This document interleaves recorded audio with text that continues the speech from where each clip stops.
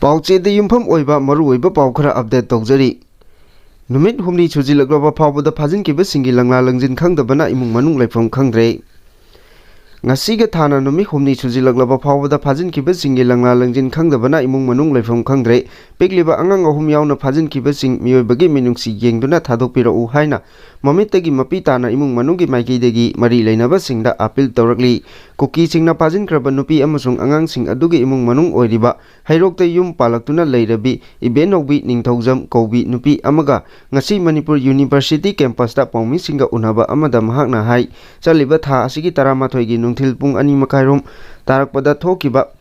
ꯂꯥꯏꯕꯛ ꯊꯤꯕ ꯊꯧꯗꯣꯛꯇ CRPF personal ꯀꯌꯥ ꯂꯩꯅ ꯃꯈꯣꯏꯒꯤ ꯃꯃꯥꯡꯃꯛꯇꯗ ꯃꯤꯑꯣꯏ 3 ꯑꯗꯨ ꯐꯥꯗꯨꯅ ꯄꯨꯈꯤꯕꯅꯤ꯫ ꯈꯨꯠꯂꯥꯏ ꯄꯥꯏꯕꯁꯤꯡꯅ ꯃꯤꯆꯝꯗ ꯑꯣꯠ ꯅꯩꯔꯕ ꯐꯥꯎꯕ ꯁꯦꯀ꯭ꯌꯨꯔꯤꯇꯤ ꯐꯣꯔꯁꯁꯤꯡꯗ ꯈꯨꯠ ꯊꯥꯔꯛꯇ꯭ꯔꯤ ꯍꯥꯏꯕꯒꯤ ꯃꯇꯥꯒꯨꯝ ꯃꯆꯤꯟ ꯈꯛꯇꯅ ꯇꯧꯒꯅꯨ ꯍꯥꯏꯗꯨꯅ ꯂꯩꯈꯤꯕ CRPFꯀꯤ ꯊꯧꯑꯣꯡ ꯌꯥꯅꯤꯡꯗꯦ꯫ ꯃꯈꯣꯏꯅ ꯃꯈꯣꯏꯒꯤ ꯁꯦꯀ꯭ꯌꯨꯔꯤꯇꯤ ꯄꯔꯁꯣꯅꯦꯜ ꯁꯣꯛꯂꯕ ꯃꯇꯝ ꯈꯛꯇꯗ ꯈꯨꯠ ꯊꯥꯕꯒꯤ ꯊꯧꯑꯣꯡ ꯌꯥꯅꯤꯡꯗꯦ꯫ ꯃꯤꯌꯥꯝ ꯉꯥꯛ ꯆꯦꯟꯅꯕ ꯊꯝꯂꯤꯕ ꯃꯈꯣꯏꯅ ꯉꯥꯛ ꯁꯦꯜꯂꯤꯕꯁꯤ ꯀꯔꯝꯕ ꯃꯑꯣꯡꯗ ꯉꯥꯛ ꯁꯦꯜꯂꯤꯕꯅꯣ ꯍꯥꯏꯈꯤ꯫ ꯃꯃꯥ ꯃꯆꯦ ꯑꯃꯗꯤ ꯃꯆꯥꯁꯤꯡ ꯐꯥꯖꯤꯟꯈꯤꯕ ꯅꯨꯃꯤꯠꯇꯒꯤ ꯆꯔꯥ ꯍꯦꯟꯗꯨꯅ ꯃꯃꯥ ꯃꯆꯦ ꯑꯃꯗꯤ ꯃꯆꯥꯁꯤꯡꯕꯨ ꯀꯨꯀꯤ ꯃꯤꯂꯤꯇꯦꯟꯠꯁꯤꯡꯒꯤ ꯃꯈꯨꯠꯇꯒꯤ ꯊꯥꯗꯣꯔꯛꯄ ꯅꯠꯇ꯭ꯔꯒ ꯁꯦꯀ꯭ꯌꯨꯔꯤꯇꯤ ꯐꯣꯔꯁꯅ ꯔꯦꯁꯀ꯭ꯌꯨ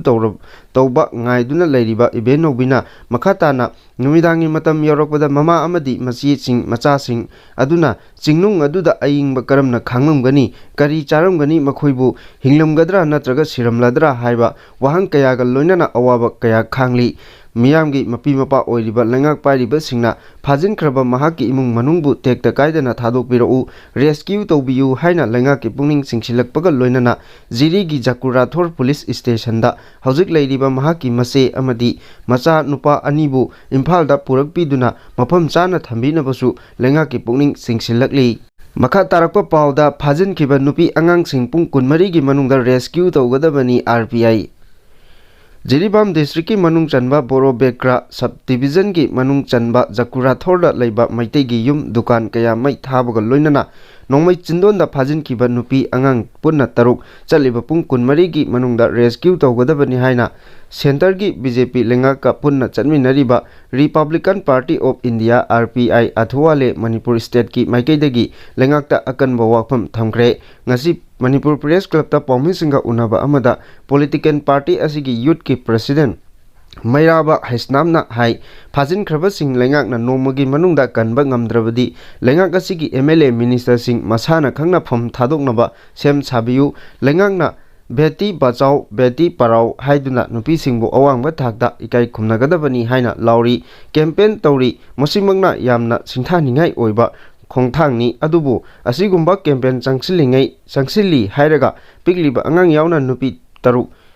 ꯐꯥꯖꯤꯟꯈꯤꯕ ꯅꯨꯃꯤꯠ 4 ꯁꯨꯔꯕ ꯐꯥꯎꯕ ꯔꯦꯁꯀ꯭ꯌꯨ ꯇꯧꯕ ꯉꯝꯗꯕ ꯑꯁꯤ ꯂꯥꯏꯕꯛ ꯊꯤꯕꯅꯤ꯫ ꯂꯩꯉꯥꯛ ꯑꯁꯤꯒꯤ ꯃꯃꯥꯏ ꯈꯨꯕꯅꯤ꯫ ꯑꯩꯈꯣꯏꯒꯤ ꯏꯆꯥ ꯁꯣꯛꯇꯦ, ꯌꯨꯝ ꯁꯣꯛꯇꯦ ꯍꯥꯏꯗꯨꯅ ꯂꯩꯊꯣꯛꯄꯒꯤ ꯃꯑꯣꯡ ꯃꯥꯟꯕ ꯊꯧꯑꯣꯡ ꯆꯠꯊꯕ ꯑꯁꯤ ꯆꯨꯝꯗꯦ꯫ ꯑꯁꯨꯛ ꯌꯧꯅ ꯆꯤꯔꯕ ꯇꯥꯟꯖꯥ ꯑꯁꯤꯗ ꯑꯃꯒ ꯑꯃꯒ ꯍꯨꯟꯅꯔꯒ ꯂꯩꯕ, ꯁꯣꯁꯤꯌꯦꯜ ꯃꯤꯗꯤꯌꯥꯗ ꯄꯣꯁꯠ ꯊꯥꯒꯠꯄ, ꯋꯥ ꯉꯥꯡꯕꯅ ꯏꯃꯥ ꯂꯩꯕꯥꯛ ꯀꯟꯕ ꯉꯝꯂꯣꯏ꯫ ꯃꯤꯌꯥꯝ ꯄꯦꯟꯗꯕꯒꯤ ꯈꯣꯜꯂꯥꯎ ꯂꯥꯎꯕ ꯍꯧꯔꯛꯂꯕꯅꯤ꯫ ꯃꯁꯤꯒꯤ ꯃꯇꯥꯡꯗ ꯃꯇꯝ ꯆꯥꯅ ꯇꯧꯒꯗꯕ ꯊꯕꯛꯁꯤꯡ ꯇꯧꯍꯧꯗ꯭ꯔꯕꯗꯤ ꯑꯐꯕ ꯑꯣꯏꯔꯛꯂꯣꯏ, ꯏꯀꯥꯏ ꯐꯨꯔꯨꯞ ꯅꯪꯂꯛꯄ ꯁꯣꯏꯗ꯭ꯔꯕꯅꯤ꯫ ꯍꯧꯖꯤꯛ ꯔꯨꯂꯤꯡ ꯑꯣꯄꯣꯖꯤꯁꯟ ꯈꯥꯏꯗꯣꯛꯂꯒ ꯂꯩꯕꯒꯤ ꯃꯇꯝ ꯅꯠꯇꯦ꯫ ꯏꯁꯥ ꯏꯁꯥꯒꯤ ꯑꯉꯝꯕ ꯊꯧꯗꯥꯡ ꯂꯧꯔꯒ ꯏꯔꯝꯗꯝ ꯀꯟꯅꯕ ꯍꯣꯠꯅꯁꯤ꯫ ꯂꯩꯔꯤꯕ MP 3 ꯌꯥꯎꯅ MLA ꯃꯤꯅꯤꯁꯇꯔ ꯄꯨꯝꯅꯃꯛ ꯃꯤꯠ ꯃꯥꯏ ꯄꯥꯡꯕꯤꯔꯣ꯫ ꯏꯟꯗꯤꯌꯥꯒꯤ ꯂꯩꯉꯥꯛꯅ ꯃꯤꯆꯝ ꯃꯤꯌꯥꯝ ꯉꯥꯛꯄ ꯉꯝꯂꯣꯏꯗꯕ ꯑꯣꯏꯔꯕꯗꯤ ꯃꯤꯌꯥꯝꯅ ꯉꯥꯛꯆꯔꯒꯦ ꯍꯥꯏꯅꯁꯨ ꯃꯩꯔꯥꯕꯅ ꯐꯣꯡꯗꯣꯛꯈꯤ꯫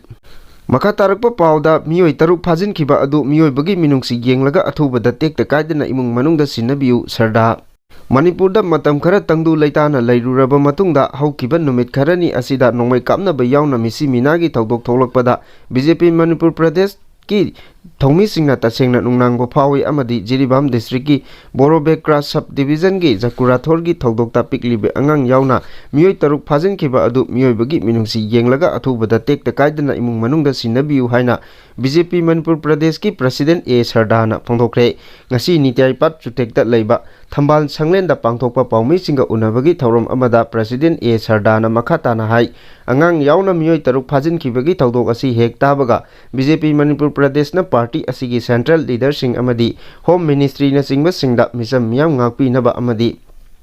अकनबा सेक्शन थौरांग लौखटपिनबा हाइजबा लेख्रे थौदोक असि हेक थोकपगा महक मसामक गुवाहाटीदा चत्तुना मणिपुरगी गवर्नर लक्ष्मण प्रसाद आचार्य उनदुना थोकलिबा थौदोकसिंग असिगी अचुम्बा असेंगबसिंग खंगहनखि गवर्नरगी माइकैदगिसु थौदोक असिदा हकथेंगनना चेनरिबसिंग फागतनबा मरि लेनबसिंगदा खंगहनख्रे हाइरि ममांग चहिगी मे 3 दगी लेप्तना थोरकलिबा इरांग असिगा मरि लेनना होम मिनिस्टर यावना इंडिया की मकोक थोंगबा लुचिंगबसिंग लेंगाक असिगा लोइनना अमदि पार्टीगी माइकैदगी मियामगी अनिंगबा अपामबसिंग फोंदोक्तुना हकथेंगनना उनदुना इरांग असिगी वरोइसिन पुरकनबा तक्सिनदुना लागली मरोइना अंगांग यावना मियोइ तरुक फाजिनदुना लेरिबसि अथुबदा इमुंग मनुंगदा टेक्ता कायदना सिन्नबियु हाइखि पाउमिसिंगा उनबा अदुदा बीजेपी मणिपुर प्रदेश की सेक्रेटरी प्रेमानंद मैतेना अमदि एल देवेन अमदि अतै पार्टी की मरुओइबा थौमी क्यासु सरुक याखि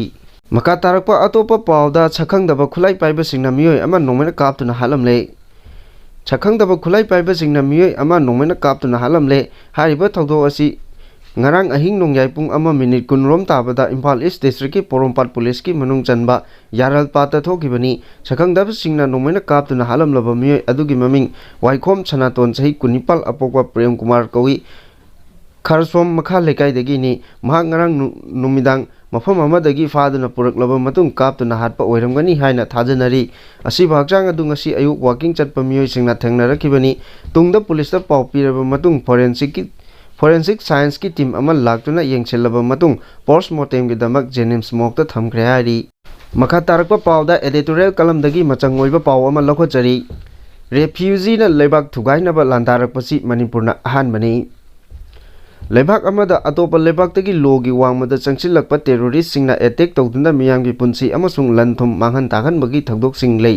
अदुगा टेररिस्ट सिंग अदुना लेबाक अदु खुदुम चन्नबा होनबदा नतना लेबाक अदु मचे ताना थुगाइरगा मखोगी ओइबा तोखाइबा लेबाक अमा सेमनबा डिमांड तौबदी लैत्रि अदुबु इंडो म्यांमार बॉर्डर दगी लोगी वांगमदा लमखै लाना चंगसिलकिबा खुलाई पाइबा रेफ्यूजी टेररिस्ट ग्रुप सिंगा लेंगाका सस्पेंशन ऑफ ऑपरेशन सु साइन तौनखरबा मतुंग मणिपुर की अपुनबा सक्तम थुगाइरगा मखोगी ओइबा सेपरेट एडमिनिस्ट्रेशन सेमनबा डिमांड यलहोमी मैतै मियामगी मथक्ता वार क्राइम चथरकलिबसि खमथेंगना टेररिस्ट की मचटनी रेफ्यूजी सिंगना लेबाक की अपुनबगी सक्तमदा सिंगनबगी थौदोक असि इंडिया दा खक्ता उबा फंगलिबसि लेंगाक लोनगी असोइबा लैबदगिनी लोइनना लेंगाकबा सिंगना मखोइबु मपांगल फुदोक्तुना लेबाक मुन्नबा होनबा रेफ्यूजी सिंग लाक्सिनबा होनबगी महुत रेफ्यूजी सिंगदा मिनुंगसी उटपगी थवोंग चथदुना मियामगी मरक्ता इमु नाइमु तानहनबगी थौसिल चथबा हाइबसि इंडिया लेंगाकी लुचिंगबा सिंगी थवोंग असि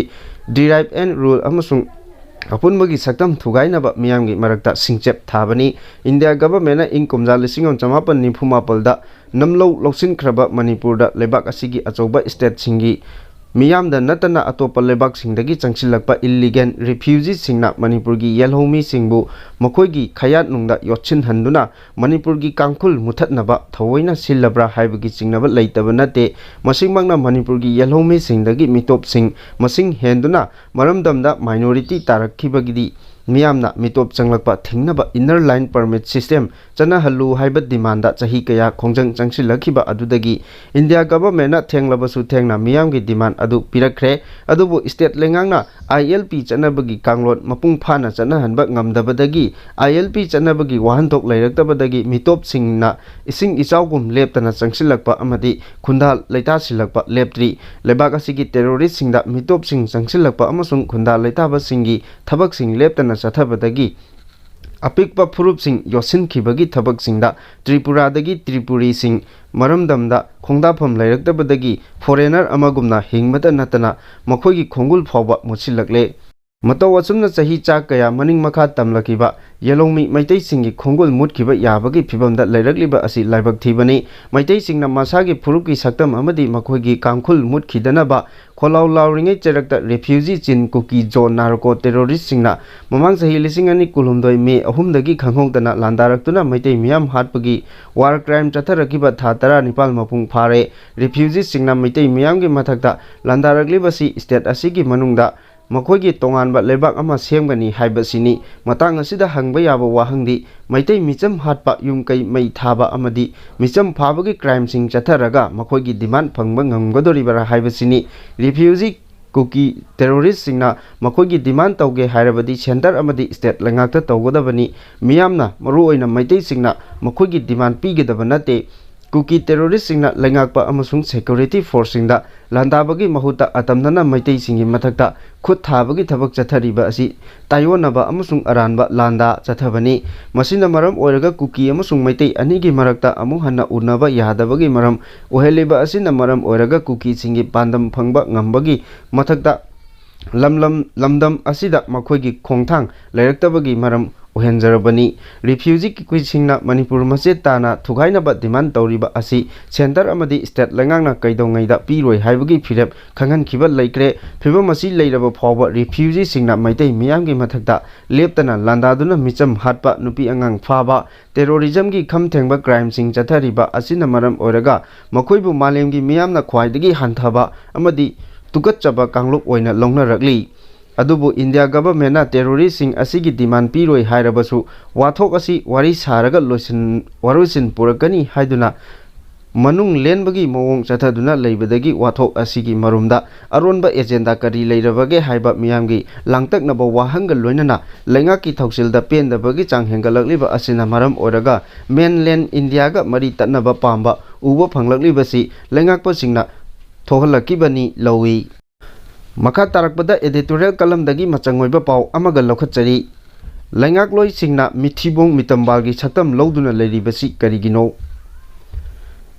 Ima lebak Manipur asi hauji karamba phibamda leiri haibasi aikhoigi laingakloi oiriba chief minister dagi hauraga MLA minister singna manung hutna khanglabani laingak asigi matamda Manipur asi kangkhong chairaba misam praja singna laitana hingpham leitraba adugumba lamdam ama oirabani pumnamak asigi mathakta afongba yeknaba chin kuki jo narako terrorist singna aikhoigi laingakloi sing leina bom amadi nongmai kapsinduna misam praja sing hatningba matamda hatpagi thabak chatharakpada kananasu kanbinaba leitrabani pumnamak asi aikhoigi laingakloi singi mamangda thoklabasu laingakloi singna maribak Manipur bu kannabagi damakta lokpham thokpa thodang adu loba ngamdana mithibong mitambal haibadi yamna pangdabagi saklo loduna leiriba asi yamna lali laingakloi singna masagi mathau masak khangdaba maribak Manipur amadi miyambu nungsidabadagi aikhoigi afongba yeknaba sing yamna laina landaningba matamda landaduna Manipur thugainaba honarakpani aduna haujikti miyamgi mihut oiriba MLA minister lairubagi kanaba leitre haibadu mayek sengna utlabanina miyamna pirakpa chairak adu aikhoigi laingakloi singna lofum thoi madu natraga haujik matam leiringai asida laingakloi sing amato oina punchinduna Manipur thugainaba honariba misam praja singi mathakta landa chatharagliba afong wayengnaba sing thengnaduna maribak Manipur kannaba lofum thopa thodang adu loba ngamnaba honabatai